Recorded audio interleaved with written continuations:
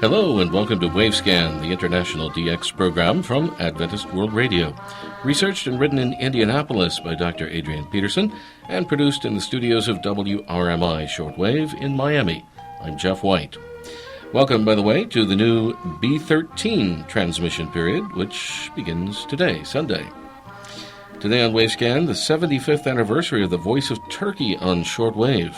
We'll have our Australian DX report from Bob Padula, news from Radio Exterior de España, and news about a new DX program.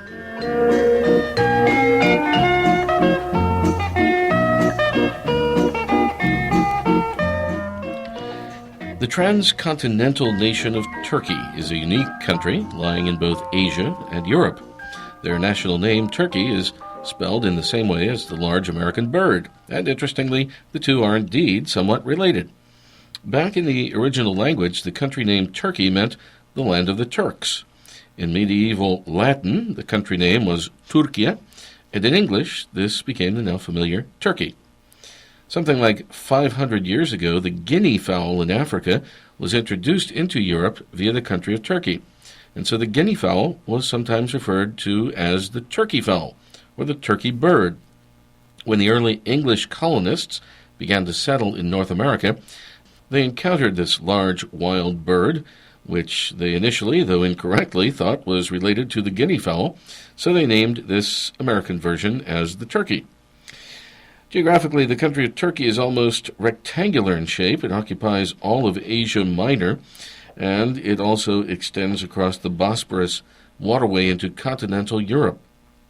The country is more than 1,000 miles long and 500 miles wide, with rugged, snow-covered mountain ranges in the east, from which flow the Tigris and Euphrates rivers into ancient Iraq.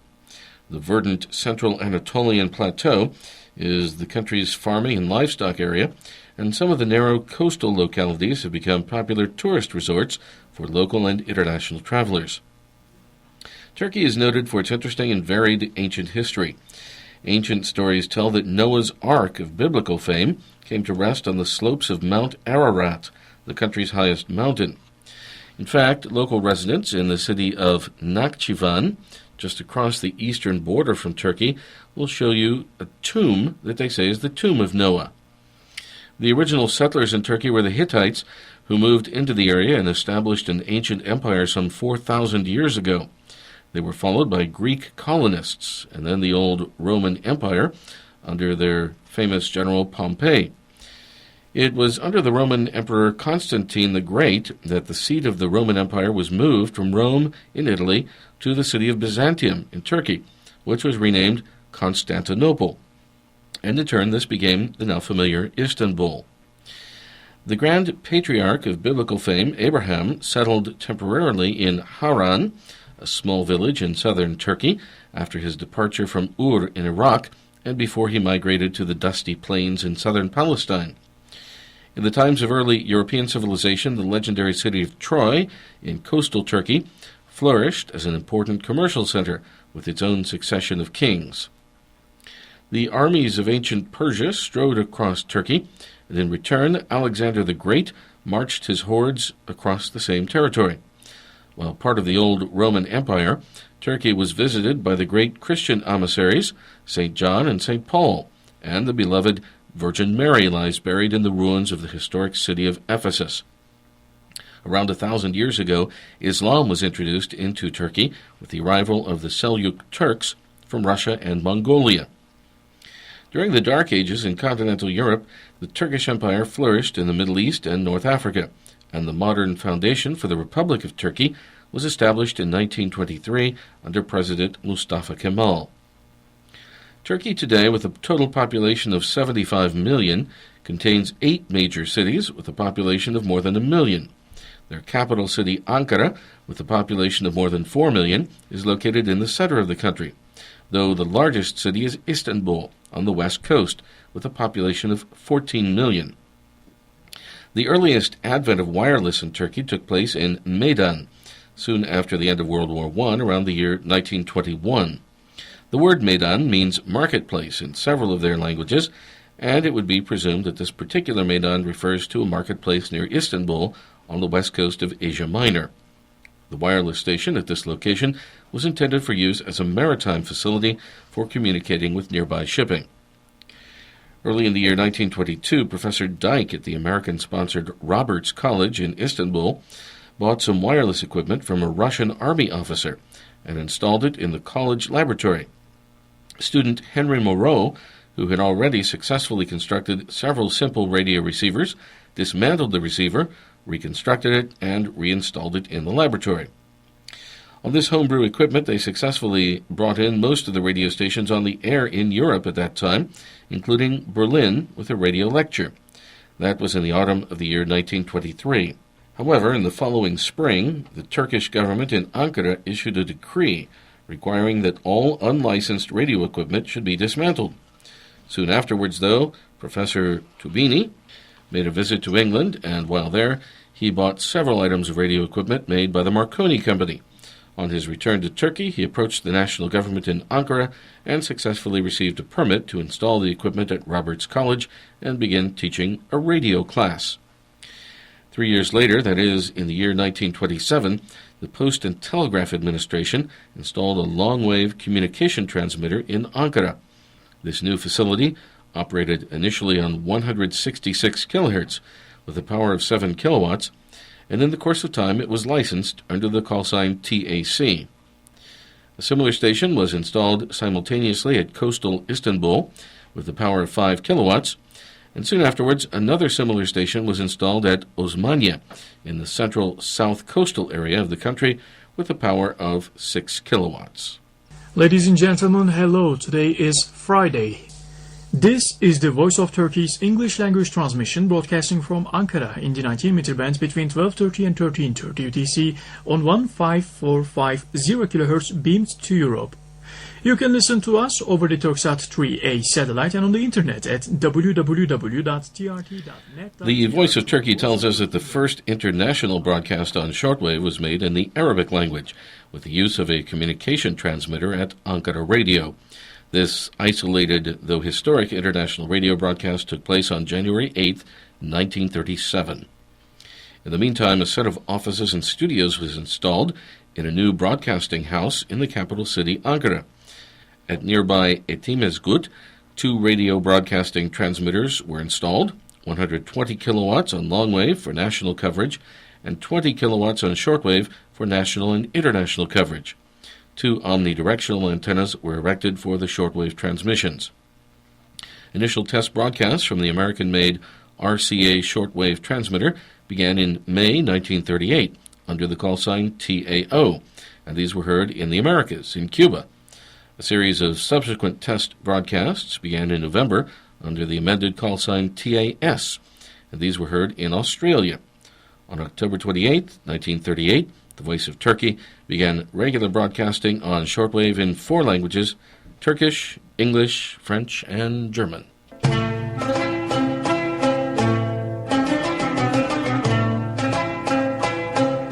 İstanbul, İstanbul.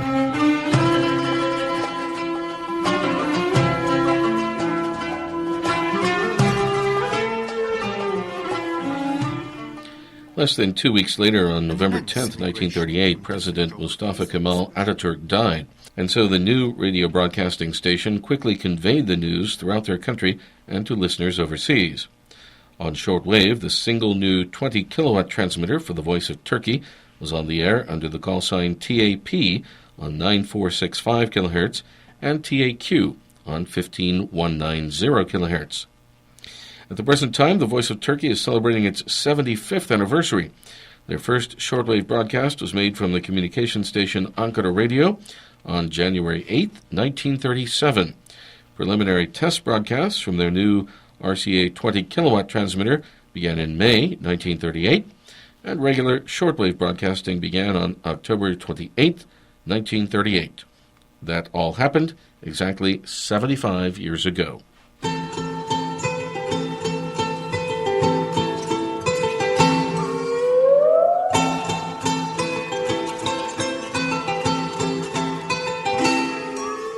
Let's learn Turkish.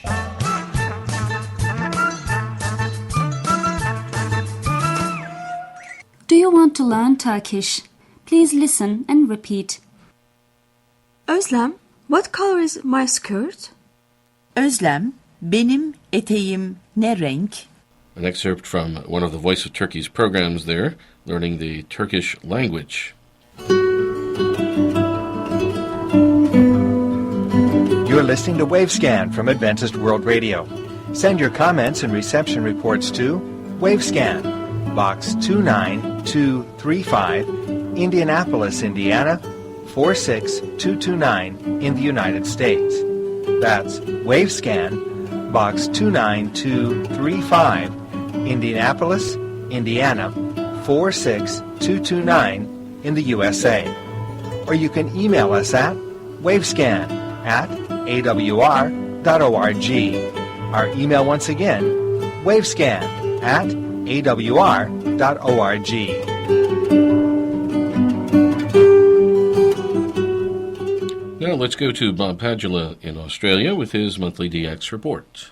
Greetings to shortwave enthusiasts around the world. This is Bob Padula in Melbourne, Victoria, Australia, with another edition of the Australian DX Report.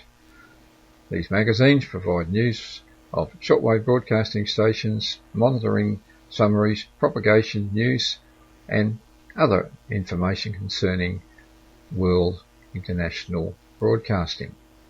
As I start to remind you that full detailed QSLs are available for correct reports received for these episodes. The address will be given at the end of the program.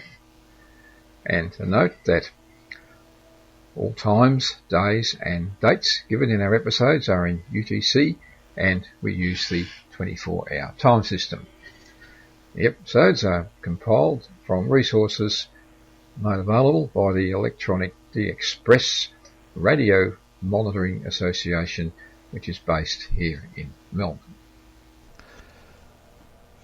Solar activity information begins our program this time, courtesy of the Ionospheric Prediction Service in Sydney, New South Wales, here in Australia. The IPS advises that the current level of solar activity is categorised as moderate. The latest available information is that the 10.7 centimetre solar radio flux has now risen to 125. That's 125. And the daily equivalent smooth sunspot number has increased to 78. That's 78. And those figures are not expected to change significantly in the near future.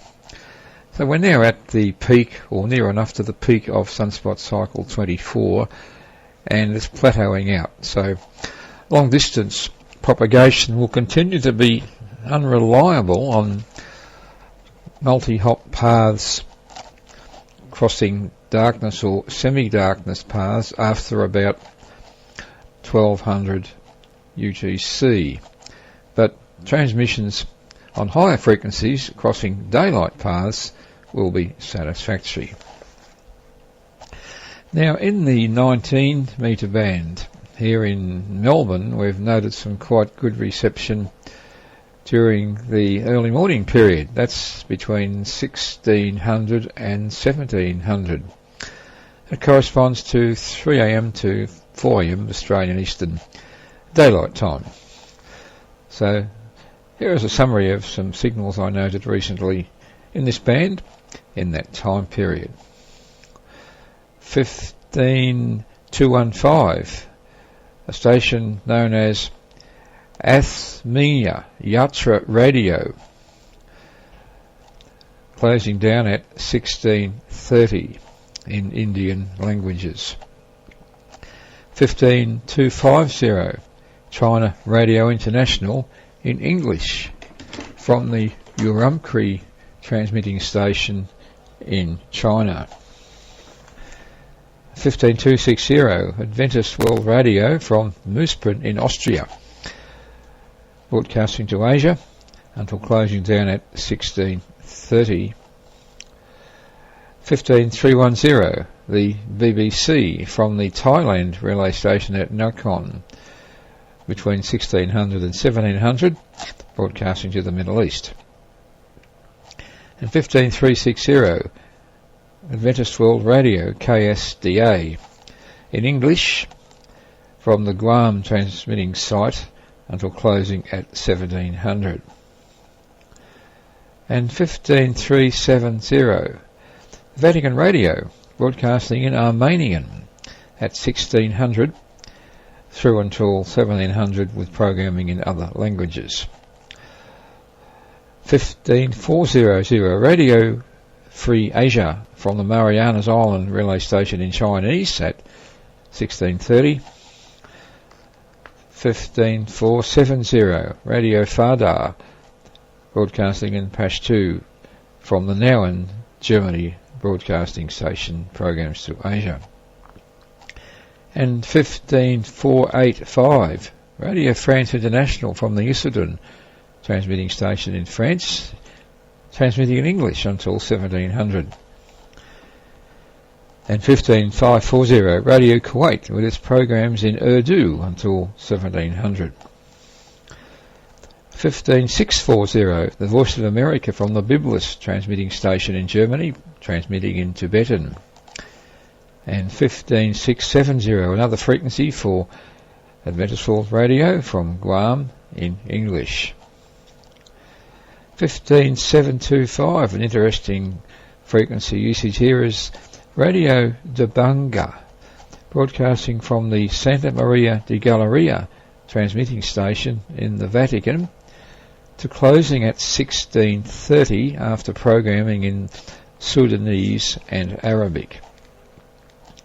And 15710, the BBC from the Dubai relay station in the UAE in Hindi until signing off at 1630. And 15520, the Voice of Turkey in Arabic with English, opening its transmissions at 1630. And 15585, the Voice of Russia from Moscow transmitting site at 1630, sign off in Russian. And 15690, the BBC from Wolverton in the United Kingdom in Sinhala, signing on at 1630 until 1700. And two transmitters broadcasting in the DRM, that's the digital mode. 15775 is the nominal centre frequency for station calling itself the Disco Palace, broadcasting from the Issoudun, France transmitting site in English until closing at 1630. And 15140, the nominal centre frequency, All India Radio in DRM, signing on at 1615 in Russian. So quite a lot of activity in the 19 metre bands as observed here in Eastern Australia during our pre-sunrise period. Now some information concerning advanced registrations for the new transmission season.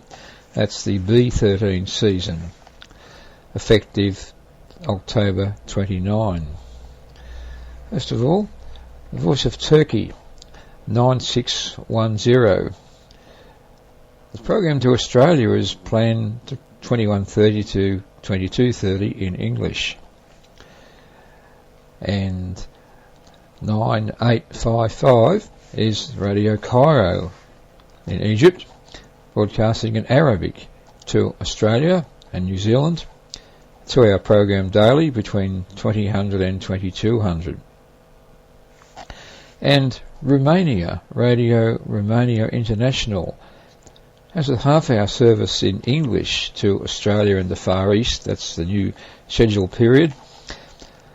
On 16 metres, 17780 and 13 metres, 21600. And the station at Vada in New Mexico, KJES, religious broadcasting station, operating on 15385 in the 19 metre band. For the new transmission season, the transmission is listed between 1900 and 2000 in English And according to the ITU, that transmission is actually intended for reception here in Eastern Australia. Voice of Russia. 3 frequencies are listed for the Voice of Russia for evening programs to Australia. These are 9455, 21800 and 21820 in English. Jordan. The Jordan transmitting station, Radio Jordan that I'm in. The schedule shows 11810, frequency in the 25 metre band for broadcasts in Australia during our local afternoon period. So, some advanced schedule information, and here's some more advanced information concerning Radio Australia for the new transmission season. Broadcast Australia, the frequency manager for Radio Australia production, advises that the overseas relays have been reduced, and the frequencies are as follows. From Dubai in the UAE on 5955 and 9890. From Kranji, Singapore, frequencies 6140, 9580, 11780 and 12005. And from the station at Karora, KHBN, frequency is 9965. That's intended to be used for English programming. And another KHBN frequency is 17840 in English for local daytime reception in Asia. So some frequency changes for Radio Australia, and we note that the Indonesian and Chinese services will have been completely discontinued from the Radio Australia schedule for the new season, and the only foreign language programs remaining on Radio Australia for the new transmission period will be a Burmese broadcast and a 15 minutes daily program in French to Asia. So there'll be many frequency changes in the new frequency, in the new schedule period, so we'll keep you informed as they happen. Some information now concerning the Voice of Vietnam, and it plans some new frequencies for the new transmission season. The overseas relays from the Voice of Vietnam will include Wolferton in the UK on 6135, in Russian from 2000 to 2030, and also from Wolferton on 5930 in Vietnamese between 2130 and 2230, and on 5955 from the Moosbrunn, Austria relay station 1800 to 1930 in English. That's all we have time for in our episode of the Australian DX Report, which came to you from Melbourne in Victoria, Australia. I'd just like to remind you that we offer full detail QSL cards showing Australian scenes and wildlife for correct reports received for these broadcasts. We also offer an email QSL service for reports sent via the internet or email. Full details about the QSL service are available at the Electronic DXpress homepage, which is simply edxp.org. So until our next program, this is Bob Padula in Melbourne in Victoria, Australia, wishing you all good listening. Thanks for being with us, and good DX. See you soon.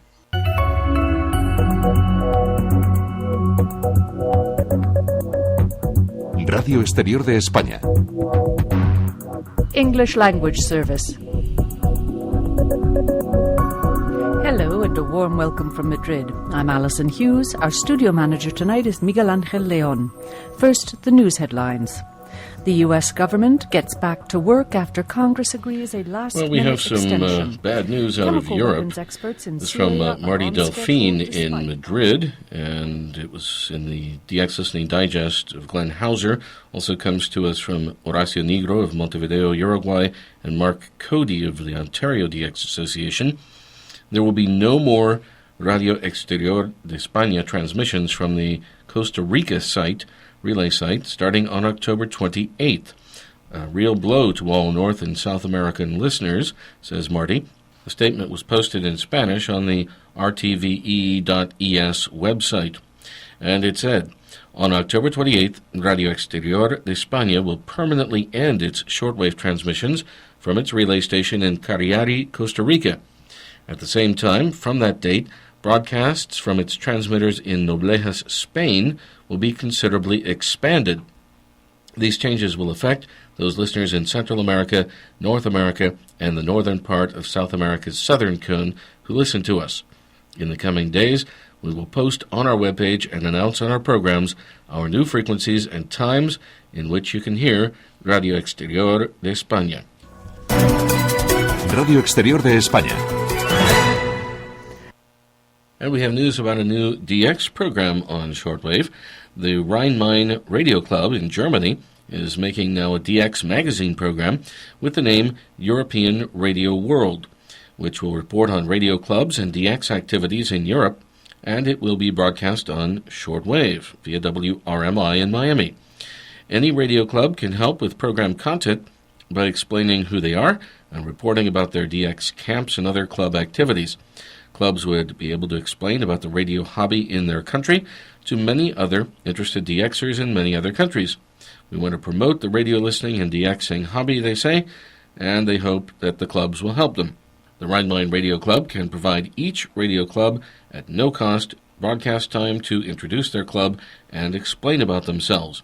Anyone interested in helping should please contact the RMRC, Rhein-Main Radio Club, at this email address, mail, that's M-A-I-L, at rmrc.de.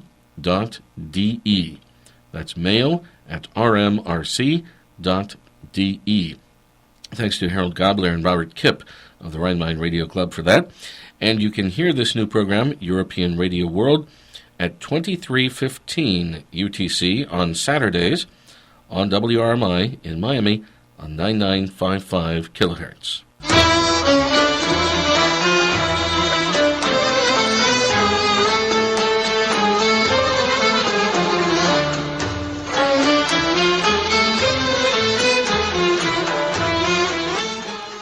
Thanks for listening to Wavescan, the international DX program from Adventist World Radio, researched and written in Indianapolis by Adrian Peterson.